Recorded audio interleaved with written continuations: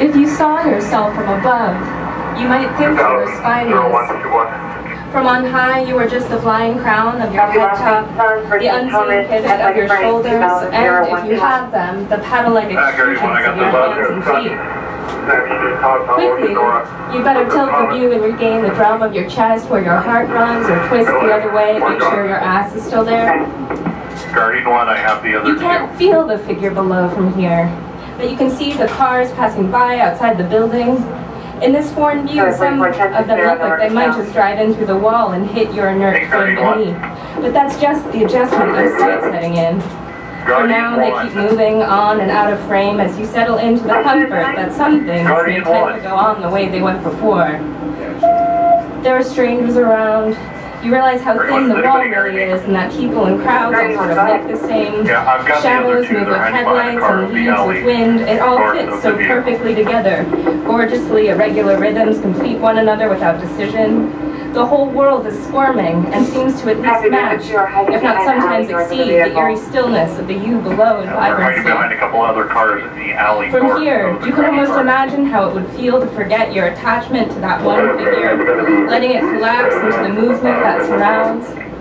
Other families press close and say, mine is bigger, wider, darker than yours. Fire truck, you got two cars. You start to feel a tingling in what you tell yourself is lower back, though it's impossible to say how in the otherwise total absence of sensation of body. Still somehow you know it's just where the tailbone is, and the you below is twisting as if panic, slapping the top of their ass crack like they were trying to put out a fire. And you think, finally, and sigh into the release of that agitational tickling as it spreads out across the thought of your hips and up that spine you almost happily surrender.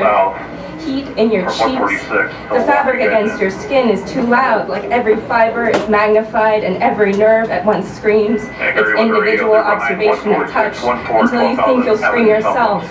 And you're falling and condensing into the dumb sight of the you below, like steam on window glass.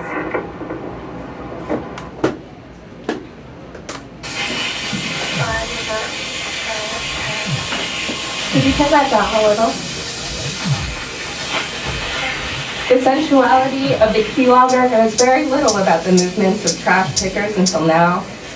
If you watch closely and read the irrelevancies in your times, you will see pleasure and scrap can only be found in what you are untrained in smelling. If I had only been looking, I would have seen her before the accident. How many times have surveillance's combs been asked to sort the transcribed elegance of the 73-year-old trash picker tipping rubbish at this corner on this, last, and next Friday night? She carries two gargantuan clear plastic bags full of clear plastic bottles, balanced on either side of a rod she holds across the might of her spine. One ear faces each sack as they flop like the angled and beveled shoulder zippers of expired cartoons, except both sides are saying the same thing. I'm flying diagonally through the intersection, pounding a number on my phone when the sack of plastic stings my face. One poker-hot sheet tilts the collected bottles off of their gravity as I cross sightlines with the stranger powering them through the night. We are caught, suddenly. Our quick apologies fall together. Her name is Yun. It means calves. My American name is Emily. It means hardworking. These two good bags now have two chaperones for the ties. They walk towards the next harvestable sidewalk. The left sack, we now call Collided, is vomiting bottles out of the post-crash burst. Four joined steps keep time, while elsewhere, teas, infusions, and exotic waters move on new assignment in some other one's toilet bowl. Yun tells me her sister, 2 years her senior at 75, does the same work in Shanghai. But it's noon on Tuesday there. And so a come, it means good as gold, has already collected the wages on her midnight. Don't you know what to do, Yun asks, shaking a bag at me. As I reskin the ripped left bundle, she goes to work, tearing through the standing waste on the corner. She removes what's right, while leaving the true trash, the unredeemable trash, open to spill its sweet nutritive smell into the street. The keylogger misses these two tending garbage, but catches so many of their fellow insomniacs unlocking their logins in the glow. Keylogging goes back to the 1970s when Soviet spies stowed digital eavesdroppers in the selectric typewriters used by US diplomats. The bugs translated each keystroke as a live radio signal caught at a nearby listening station and then translated back into text. The NSA discovered 16 compromised typewriters hosting 5 successively improved generations of the implant, all undetectable except by X-ray. Today, keyloggers are a common surveillance tool employed by governments, employers, and peeping individuals alike to transmit every keystroke you make on your phone or computer without your knowledge. Tonight, however, we care even less than yesterday about the adulterer caught in a web of spousal spyware. Not to mention the bank accounts have begun to bore since we found out they're full of empty bottles. We've moved on to higher stakes now, and so I ask, does the keylogger see the stingray behind her? The stingray pretends to be a cell phone tower. Funny, I know. It snatches your signal song from the air and forces your device to give up its name that sounds something like this. ISMI 21015011234456789. A nation code, a provider code, and a one-of-a-kind sequence just for you. The stingray wants to keep all of the interactivity blooming in area like pouring molten metal down an anthill. It gives you an archivable impression of any interaction that operator sets its sights on, the complex orchestrations of an illegal exchange, a burgeoning riot, or any given hunger making dinner plans with the one next door. They can be used to track your location, in some cases retrieve your texts and calls, or even stop your phone from working altogether. The first cell site simulators were used domestically in the 1990s. Public record confirms these devices are used by a variety of government agencies, even though some have deemed them unconstitutional, and pointed out that domestically, they've been used primarily to surveil communities of color. Manufactured by defense contractors, these are military-grade devices being acquired by domestic police departments parallel to the federal allocation of armored vehicles, machine guns, and other surplus combat gear, backwashing from a bloated and profitable war industry.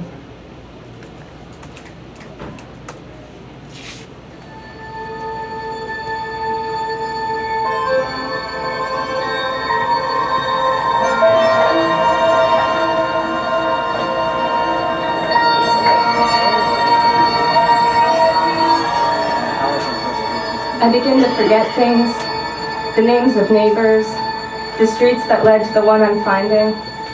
I smilingly forget my name and still ask to be fed. I am dressed too warmly for this place, still deciding whether to strip or leave. I am told if I don't move, I'll increase the years of my life twofold. Shall I pay a decade's risks to multiply the years that weigh the end of the branch till it dips low with heavy blooms of slowness? Will you trade the fat of your youth for bones like air to smear the remainder in one ever-thinning but gorgeously long stroke? There's a permanent option that won't roost. It watches with the sun, aging us layer by layer of dermal rest until our bones are warm enough to imagine other needs outside of center city hearths. That name, these credentials, I know might act as the complex ridges of a key to lay a face you wouldn't mind servicing. But it is only my shadow that wishes to touch you. And my shadow, my teeth deciding a shadow's business is not their own, have clenched and will not slip a syllable from their ranks array. Silent and passing, that name, I've decided, you can keep it. Run it into the ground. I'll catch a new name like the fast swimmer who trails a snap line from the hook in her mouth. The catch can catch. Which audacity will earn me my title? Call me by my scar, my cruelty, my predilection for fish. Patterns chain breaks, we know. The water's bad, but shall I water you? They say there was a time when the halls and gardens of the Palace Versailles were rife with human waste, and that courtiers walked with leather umbrellas to shield themselves from the piss and shit of their compatriots as it was tossed by chamber pot from upper-level windows. And so the powerful pick their steps with one eye up and the other down, using best guess to see each danger with forward progress. I imagine the daily workings of the national security state to go something like this. A molting apprehension of what's on the ground and a divinatory reach towards the future falling down, and every one of us in Central Promenade excretes our portion of that entirety we hold together, the everything of what is known. The The NSA and the CIA are around Yun's age, delivered from the litter of cruel tunes birthed by the Cold War, alongside gaseous rumors of mind control, and the very hardened borders of the Kubark interrogation manual, outlining the legal forms of torture for information's sake. Governance has always clasped the borders of the body. Its capacity for hunger and pain is the make and measure of social organization. But the Cold War was a war to monopolize the terms by which a global humanity could imaginatively form its future, and thusly it found its primary horizon not on land, but in the hearts and minds of people. The need to know what was known and felt mandated a mirror. Suddenly, the muscle and bone of the state needed a nervous system. This growth should not be taken for granted. It is perhaps the greatest conservative acknowledgement of that timeless mystic squeak, that together we accomplish an evolving telepathic wholeness, and that at some times this allows us to change the future. One eye up and the other one down. Who listens to our procession? The joke is almost soggy. Are the state, the salesman, and the paranormalist the only motives pulling this grand harvest?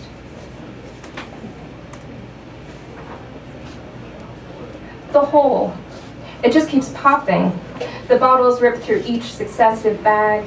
Maybe even plastic gets sick of being counted.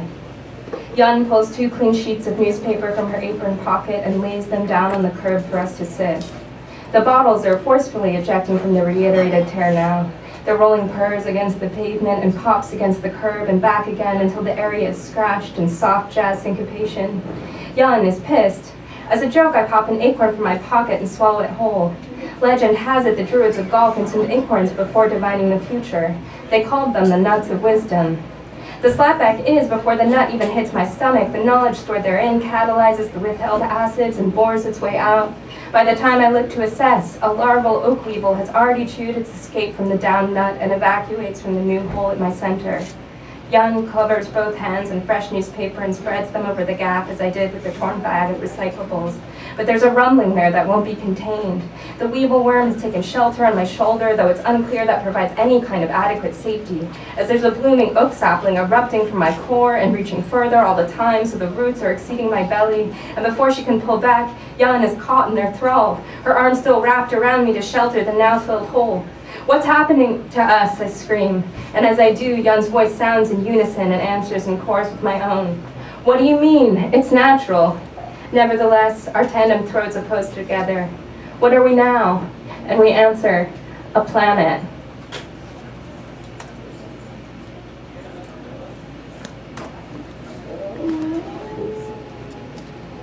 Shift to mine. In 1922, 3 thinkers postulate the Earth as a one perfect and inescapable unity of interacting vitalities and matter, ultimately headed towards self-expressivity through human consciousness. Often credited with presaging the internet, they propose that the noosphere, or mind sphere created by human cognition, would grow to enfold the geosphere and biosphere that preceded it. In other words, thought would encompass the planet, and within that transition, evolution would become much faster and less mechanistic. It would be a matter of conscious creative thinking and decision. The brainchild of a geochemist, a paleontologist priest, and a philosopher, all white European men coming together to conceive of what they couldn't alone, one of the most grandly termed explanations of humanity's conquest of anything it can reach. One of its 3 papas, Vladimir Vernadsky, was already famous for further developing the concept of the biosphere, asserting that life on Earth had dramatically transformed the planet and atmosphere in its rise. In his view, this world was shaped by indivisible nets of interaction and impact.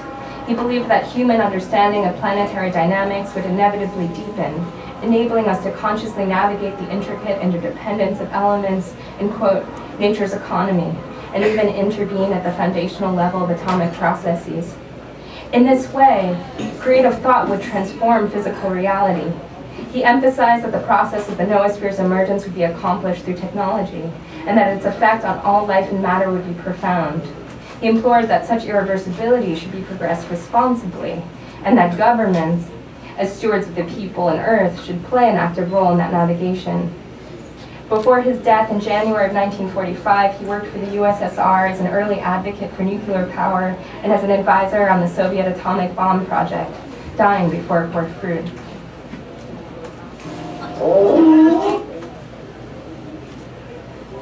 If Vladimir Vernadsky had lived 215 days longer, he would have witnessed the bomb drops on Hiroshima and Nagasaki from Moscow and known the irreversibility he had explained so softly. But as an early expert mentor to his own nation's A-bomb, he would have already vaporized other theoretical units of people. And while the human effects of a realized weapon would have no doubt interested him, most wouldn't have offered much surprise. Fatalities by burning, blood injury, unsealing scars, chromosomal mutation, a bleeding tendency in utero, and 90% of available medical professionals dead at first bomb site. All of this was the product promised by first the theory and then the weapon. All of that was paid for with public wealth and a monumental concentration of human genius. We'll never know what Vernadsky would have thought if he had seen weaponized fission on the other side of theory. But we do know that when Truman asked the pilot who dropped the first bomb what he thought of it, he answered, "Mr. President, I think I did what I was told." And Truman replied, "You're damn right you did."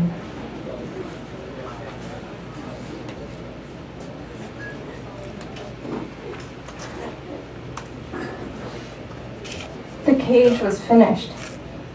No, that's the start of a different story. Keyloggers, stingrays, and infrared cameras can't read your mind, but they will steal networks of trust like there were objects, look through walls, and rob you blind. But in a way, they are almost quaint. Their potential relation to you on their own is intimate, 1 to 1 or 1 to a few thousand people. But again, the real arena is much bigger, 1 to billions in a formidable global massing of coordinated tools sweeping the earth. When the whole world is informational, money is real, words are real, and categorization is something to hold on to. We develop an amnesia that these exist only in the agreements between us. Ideas, unmoored from bedrock, get lost in the traffic of purely human motives. Humans consuming the human.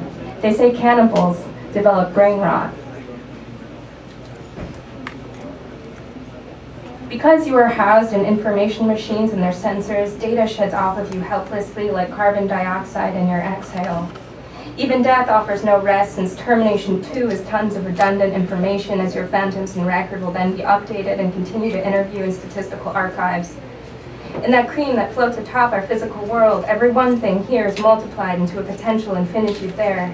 A singular presence gets melted to a type as this one mimes a playhead on a timeline, and even the feel of it is not enough to block out the implication of all the others that came before and the ones forthcoming to push this back into an increasingly crowded past. We are all caught together even if we don't know each other's names. Can you feel it?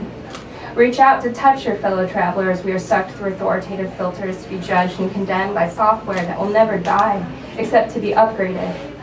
Your leavings are apprehended for storage in facilities better equipped than your home to withstand disaster, so that each sliver of once you can sit safely beyond yourself, waiting to be called to action in the eventuality you are someday declared dangerous. Humanity is applying enormous resource to listening to itself, but for what?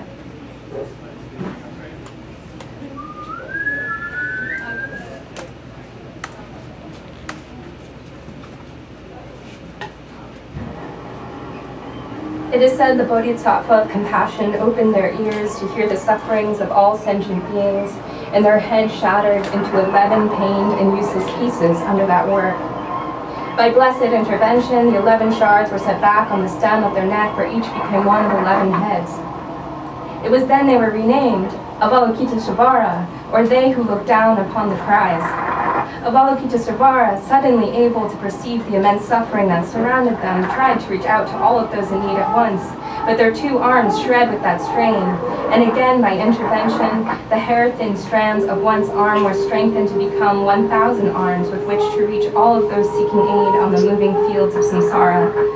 Compassion incarnate, Avalokiteshvara is described as being without a central aspect, manifesting in an infinitude of forms of various character, gender, race, age, accent, or even species, to be best welcomed by the one whose pain has called them there. In the stories, they don't say how Avalokiteshvara finds you, only that compassion will come if you scream loudly enough. Many have argued that the internet is the noosphere predicted 95 years ago, and that we are now participating in the evolution of intelligence itself. The surveillance technologies employed by governments and corporations constitute a monitoring of thought on a planetary scale, acting as a kind of crude self-consciousness to a global mind. albeit a profoundly corrupt one, rabidly obsessed with control.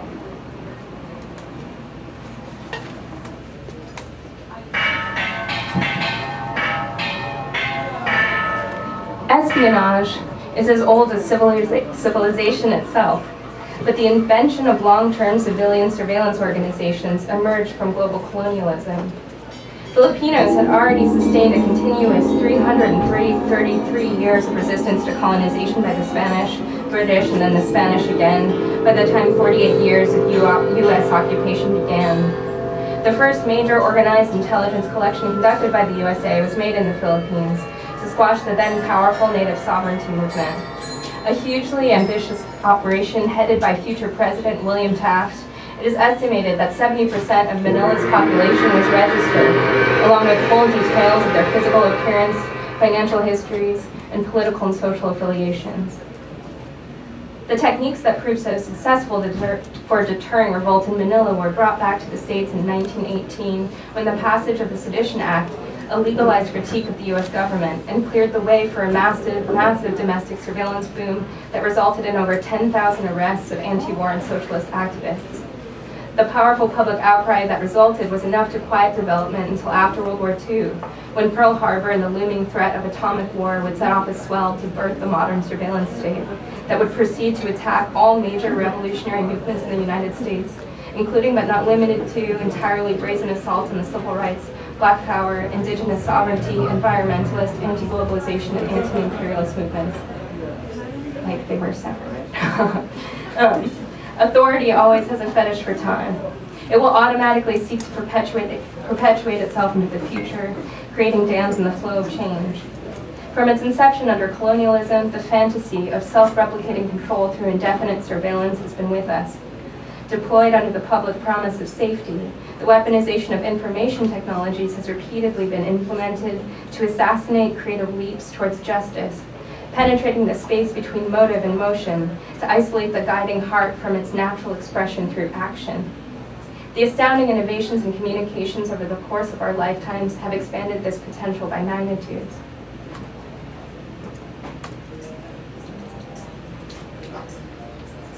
If you saw yourself from above, you might think you were spineless. What do you think exists between propelling pattern and decision? If you were condemned to live only in those parts of yourself subject to record, how much of you would disappear in an instant? We could probably argue on the answer, but certainly whole chunks of your future that lay in the untested parts of you, those potentials you have only yet guessed at. There is a phenomenon called the overview effect, experienced only by the handful of people who have looked back at Earth from spaceflight, as reported by returning astronauts. Seeing the smallness of Earth, quote, hanging in the void, induces a radical shift in consciousness, wherein the world is unutterably fragile and miraculous, enveloped in its thin atmosphere against the harshness of the cosmos. They tell us Earth from a distance is whole, and undivided by infographics of sovereignty, and that this vantage renders all of the violences perpetuated daily on it profoundly untenable. As NASA astronaut Ron Guerin said, part of this is the realization that we are all traveling together on the planet, and that if we all looked at the world from that perspective, we would see that nothing is impossible. Despite my own exhaustion and idiot joy, I say I have lost no awe for the call and response of infants learning language, the heated speed of an animal adopting a new prosthetic limb, the automatic bracing of muscle against the cold to shake and build a new heat within itself. Ideas complexify as they come into contact with one another. They breed, challenge, and mingle to yield the unprecedented, just as we do. Networks, information technology shook all knowledge into relations so it could converse across sources and times and emerge from experience as instantaneously as possible. We all participate in this vast breeding, aggregating our attentions and pooling our supplies to bring ourselves closer to one another and all the other stunning, non-human cohabitants on the planet. We have so much to share, and the earth moves when we can acknowledge it. Someone has to set the value by which the harvest is sorted. The water's bad, but shall I water you? So in just this instant, it is you, me, Young, the stingray, the key logger, the oak, and its parasite, the weevil. Two self-employed Asian American women walk down the street with a busted bag of trash and a front-dragging tree of exponential growth. The top of the oak, what might be called canopy, but is now the front-charging head, has just sped past an intersection traffic cam. The red light violation will not be noted for another 40 minutes, when a stunned monitor follows the trunk's line through several intersections on the gridded screen and watches in amazement as the crown of the tree bowls through yet another square. The origin of the tree, a hard-working Asian American cloud plus 2 phones plus $30 in plastic plus larval pet, is currently off-screen, all of them hula-hooping in their respective clashing orbits, a nation code, a provider code, and a unique self-integer, getting hungry and taking their first steps. As the crowd gathers to help hold the increasing weight of the tree, Yun and I keep our eyes on each other. She says as I say, "I'm scared." We both smile. Between us, it is as clear as day, even when we don't know what to do next. Thank you.